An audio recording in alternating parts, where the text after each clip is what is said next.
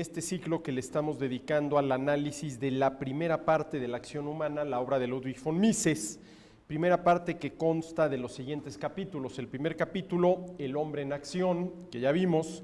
El capítulo número 2, problemas epistemológicos que suscitan las ciencias de la acción humana, que ya vimos. El capítulo 3, que vamos a ver el día de hoy, la economía y la rebelión contra la razón.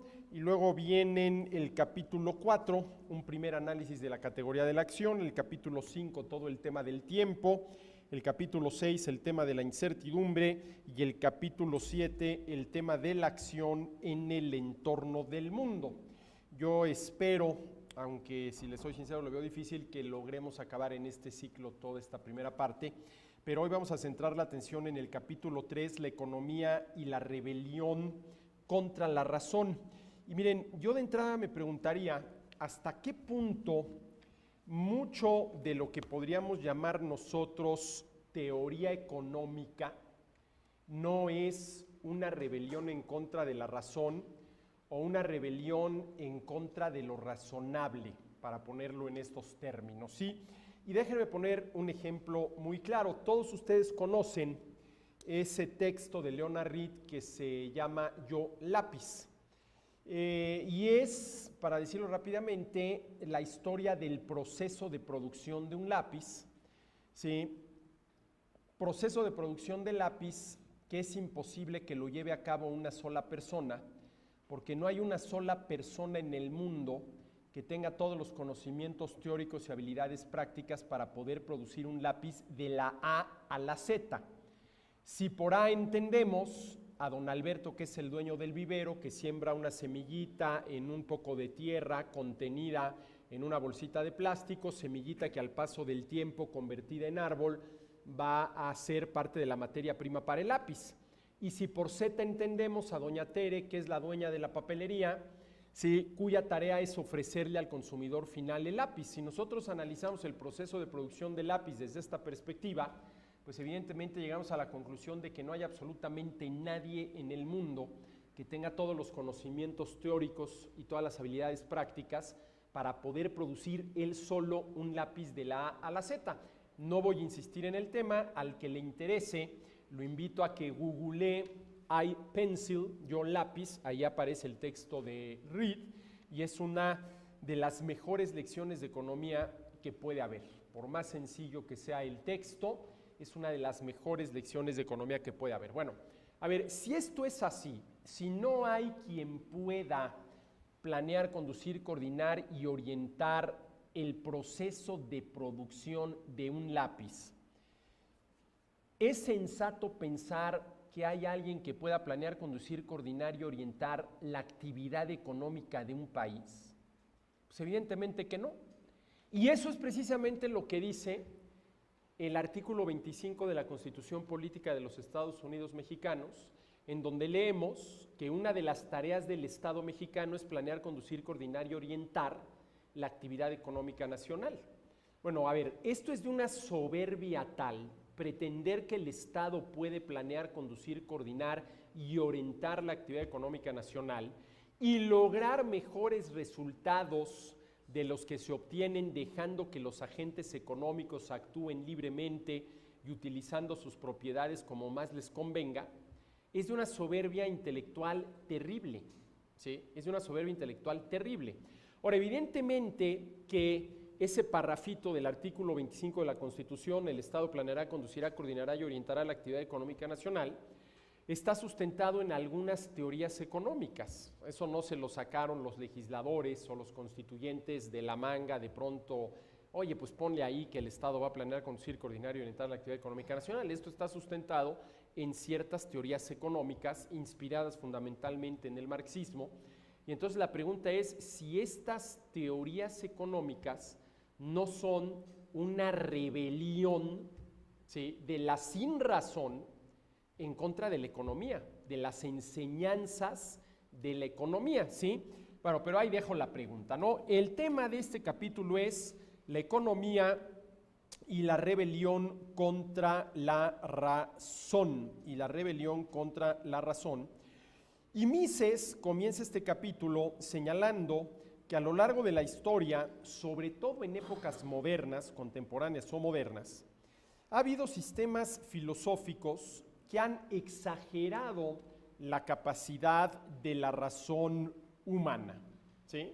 Que han exagerado la capacidad de la razón humana. ¿Hasta qué punto este es uno de los resultados negativos de la Ilustración? Habría que ver, porque ya sabemos que los ilustrados sí tenían confianza en la razón, con lo cual yo estoy total y absolutamente de acuerdo. Hay que confiar en la razón, hay que confiar en nuestra capacidad, sí, de razonar, pero otra cosa es pensar que con la razón vamos a poder resolver absolutamente todos los problemas, vamos a poder conocerlo todo, y lo más grave del asunto, vamos a ser capaces a partir de la razón de construir un mundo mejor, que será producto del diseño de la razón y no, sí, de ese orden espontáneo del que ya hablaba Adam Ferguson en el siglo XVIII o del que hablaba Hayek en el siglo XX, ¿no? Entonces, lo que dice Mises es que ha habido a lo largo de la historia algunos sistemas filosóficos que han exagerado la capacidad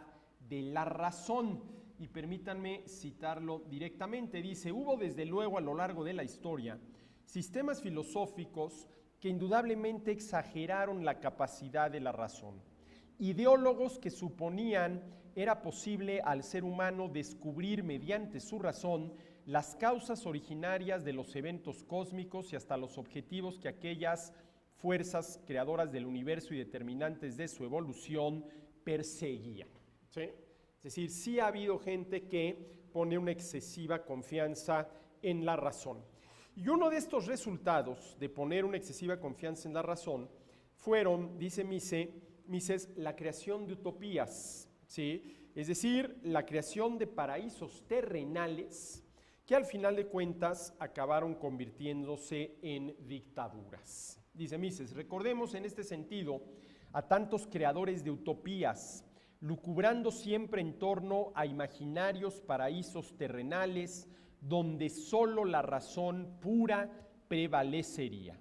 No advertían desde luego los creadores de estas utopías que aquellos imperativos absolutos y aquellas verdades manifiestas tan pomposamente proclamadas constituían solo fantasías de sus propias mentes. Fantasías de sus propias mentes. Ahora, claro, ¿cuál es aquí el problema? A ver, vamos a suponer que yo estoy convencido de que sé cuál es el mundo ideal y que además sé cómo llegar a él. Si yo estoy convencido de que sé cuál es el mundo ideal, lo cual supone que sé cómo deben comportarse los seres humanos en ese mundo ideal para que ese mundo siga siendo ideal, y que sé cómo llegar a ese mundo, la tentación para tratar de hacerlo realidad es enorme, porque estoy convencido de que ese es el mundo ideal y de que yo conozco el camino para llegar a ese mundo ideal. La tentación es enorme. Pero claro, ¿qué sucede si yo no logro convencerlos a ustedes de que me sigan por ese camino hacia el mundo ideal? Pues una de dos: en ese momento o me doy la media vuelta y cada quien que siga su camino y ojalá les vaya muy bien, o no me doy la media vuelta, ya no voy a intentar convencerlos de que me sigan, sino que voy a obligarlos, y esto obviamente es por la fuerza, a que me sigan, porque al final de cuentas, dado que ese es el mundo ideal, ese es el mundo que realmente les conviene a ustedes, pero por alguna extrañísima razón, ustedes no lo ven así, ustedes no me hacen caso, ustedes no me creen, pero como yo estoy convencido de que así es, lo voy a hacer por su propio bien, y por su propio bien se van por el camino que yo les digo. Y claro, así se crean las dictaduras, ¿sí? Ahora miren, aquí habla Mises de que estos mundos utópicos, estos paraísos terrenales donde solo la razón pura prevalecerá, son fantasías de la mente de quienes los conciben. Miren, cuando yo leí esto, esas utopías, esos paraísos terrenales no pasan de ser fantasías de quienes en su mente los han concebido. Me acordé de esa serie de grabados que hizo el pintor español Francisco Goya, que llevan por nombre Los Caprichos. Son una serie de grabados que hizo Goya, y uno de esos grabados lleva por nombre precisamente El sueño de la razón produce monstruos. No sé si alguno de ustedes lo ha visto, pues es un grabado muy bonito. Está una persona recargada en una como columna, se ve que está durmiendo y alrededor de su cabeza están revoloteando, si mal no recuerdo, entre murciélagos y búhos. Y luego a sus pies hay una especie como de perro, de lobo, de coyote, no se ve bien qué tipo de animal es. Y ese dibujo de Goya se llama, y él así lo bautizó, El sueño de la razón produce monstruos. Ahora miren, aquí lo interesante del caso es lo siguiente, el sueño de la razón. A ver, lo propio de la razón no es soñar, lo propio de la razón es razonar. ¿Y qué sucede cuando la razón en vez de razonar se dedica a soñar?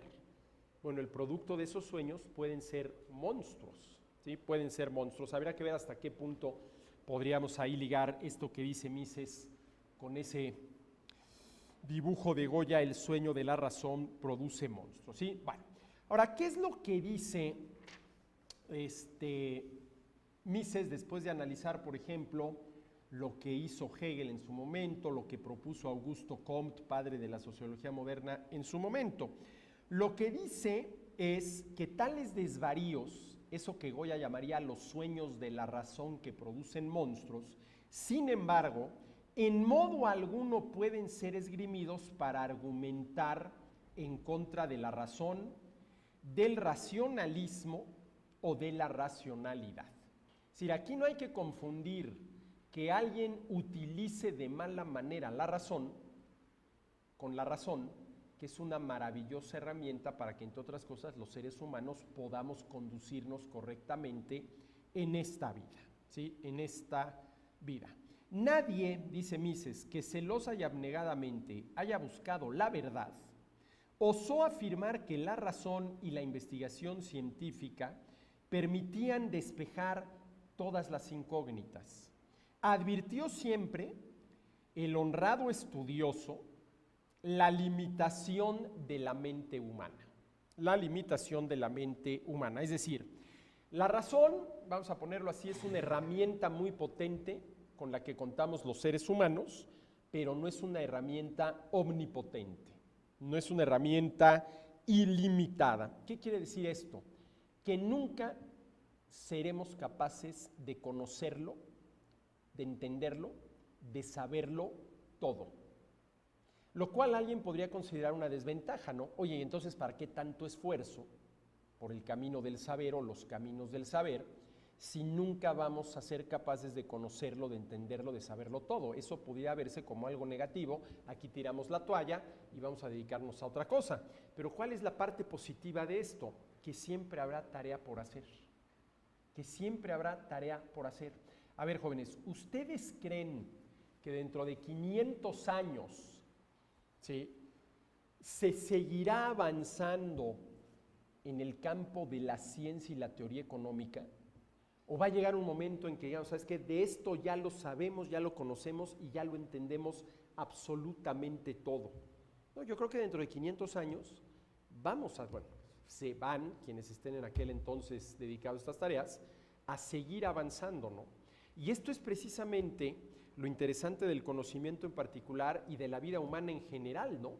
Que mientras haya vida, siempre podemos conocer más, y mientras haya vida, siempre podemos hacer más y podremos ser mejores, ¿sí? Ser mejores. Bueno, ahora, ¿qué dice von Mises después de haber dicho que ha habido épocas en la historia de la humanidad en la cual se ha abusado del uso de la razón, se ha puesto a la razón a soñar y, para decirlo en términos de Goya, los efectos de aquello han sido verdaderos monstruos? Y después de decir que el hecho de que la razón no lo pueda todo, no quiere decir que la razón no pueda mucho. Y vaya que si la razón puede mucho, ¿sí? Vaya que si la razón puede mucho, ¿sí? Dice que, sobre todo en el siglo XIX, se vivió una rebelión, ojo, contra la razón. Y que esa rebelión contra la razón fue una rebelión en contra de la economía política. Dice Mises en la página 125, la rebelión contra la razón apunta en verdad a un objetivo distinto, va contra la economía política. Va contra la economía política, no contra las ciencias de la naturaleza. Va contra la economía política, ¿sí? A ver, ¿qué quiere decir esto? ¿Quién es o qué es, más que quién, qué es lo que se puede revelar en contra de la razón? Por ejemplo, los seres humanos, de entrada tenemos dos dimensiones que muchas veces se contraponen: la dimensión de la razón y la dimensión de los sentimientos, ¿sí? Al final de cuentas, ¿qué decía, por ejemplo, David Hume? Que la razón debe de ser la esclava de los sentimientos. Eso da para hacer toda una tesis doctoral, ¿no?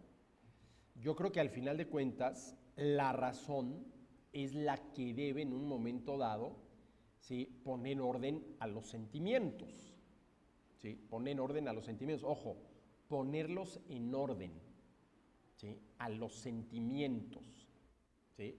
No eliminar a los sentimientos, no tratar de sojuzgar a los sentimientos, no tratar de reprimirlos, pero sí ordenarlos. Yo sí creo que se puede ir mejor por la vida tomando decisiones racionales que decisiones sentimentales.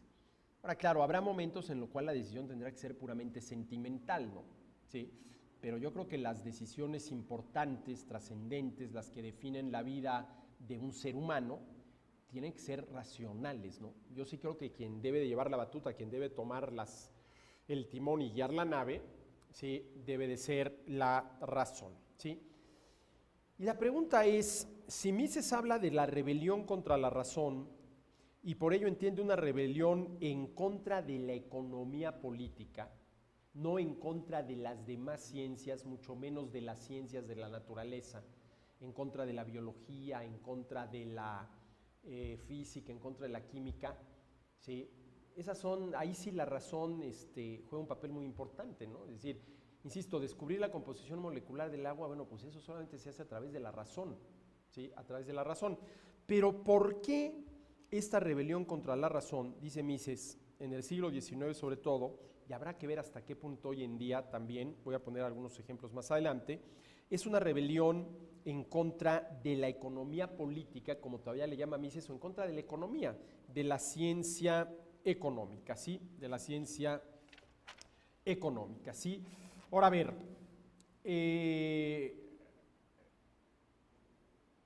¿por dónde empieza esta rebelión de la razón en contra de la economía política?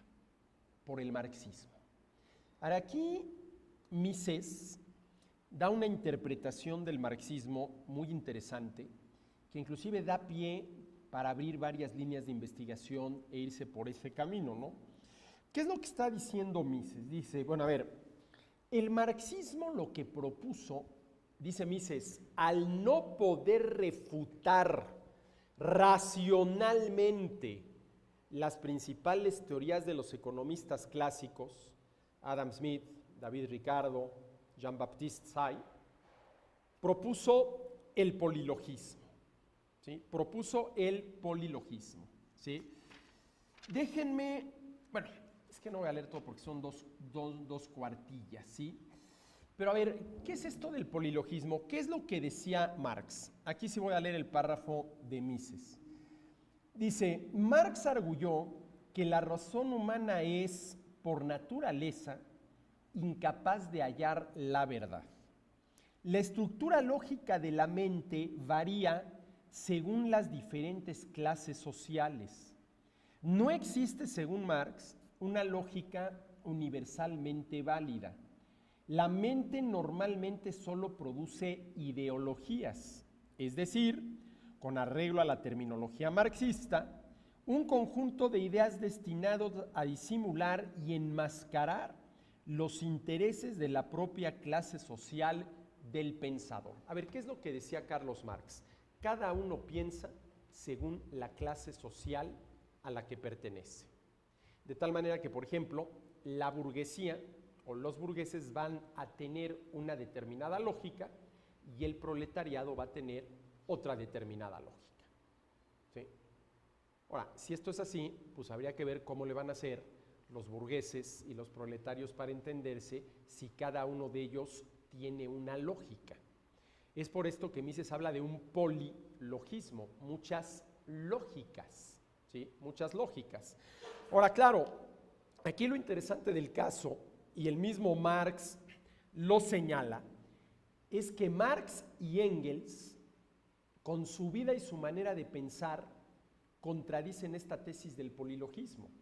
Porque, a ver, cito a Mises, dice, ni Marx, hijo de un pudiente abogado, casado con la hija de un terrateniente prusiano, ni tampoco su colaborador Engels, rico fabricante textilero, jamás pensaron pudiera también afectarles a ellos la aludida condenación. Cada quien piensa según la clase social a la que pertenece, atribuyéndose por el contrario, pese a su indudable origen burgués, la plena capacidad para descubrir la verdad absoluta. A ver, fíjense, el caso de Marx y Engels es muy interesante, porque a ver, ¿qué dicen? Cada uno piensa de acuerdo a su clase social. Bueno, Marx y Engels eran burgueses. Es más, Marx, en contra de la creencia, llegó a ser un hombre relativamente rico. Hubo una época de su vida en la cual sí vivió en la más absoluta pobreza, al grado de que no podía salir de su casa porque el único traje que tenía estaba empeñado. Pero Marx acabó siendo un hombre rico, ¿sí? Engels era hijo de textileros alemanes. Era un capitalista que llegó a estar al frente de sus fábricas textiles. Bueno, ¿sí? ¿Por qué ellos llegaron a pensar como pensaron? Ahora, claro, aquí la pregunta es, bueno, ¿y cómo pensaron? A ver, Marx y Engels hubieran aceptado que ellos pensaban como proletarios. No creo. Pero tampoco pensaban como ellos decían que pensaban los burgueses, siempre defendiendo sus propios intereses, porque todo el pensamiento marxista y engelsiano va en contra de los intereses de la burguesía capitalista, ¿no? Pero además hay una cosa interesante, si cada uno piensa de acuerdo con su clase social, pues no hay manera de descubrir la verdad absoluta. Pero ellos creyeron haber descubierto la verdad absoluta. Es más, ellos creyeron haber descubierto nada más ni nada menos que el sentido de la historia. Estaban convencidos de que ellos sabían a dónde o en qué el comunismo iba a desembocar toda la historia de la humanidad, ¿no? Inclusive hay un texto muy interesante de Madariaga, el escritor liberal español, en 2 libros que escribió Madariaga, en 2 volúmenes que se llaman Cosas y Vidas. El primer volumen está dedicado al análisis de ciertas cosas y el segundo está dedicado al análisis de la vida de ciertos personajes históricos, y ahí Madariaga hace un análisis muy interesante de Marx y del marxismo, y llega a la misma conclusión a la que llega aquí Mises. Bueno, es que Marx con su vida y su pensamiento contradijo todo su pensamiento. Yo no sé si se dieron cuenta de esto, ¿no? Marx y Engels, sí. Marx y Engels, sí. Pero bueno, en fin, lo que dice Mises es que a lo largo de la historia se ha propuesto una serie de polilogismos que se han utilizado para, vamos a decirlo así, desacreditar las ideas, las teorías, el pensamiento de otras personas en función, por ejemplo, de su clase social. Eso vendría a ser el marxismo, en función, por ejemplo, de la raza a la que pertenece la persona que está pensando y expresando sus pensamientos, como podría ser el caso, por ejemplo, del antisemitismo. Todo lo que diga un judío por el hecho de decir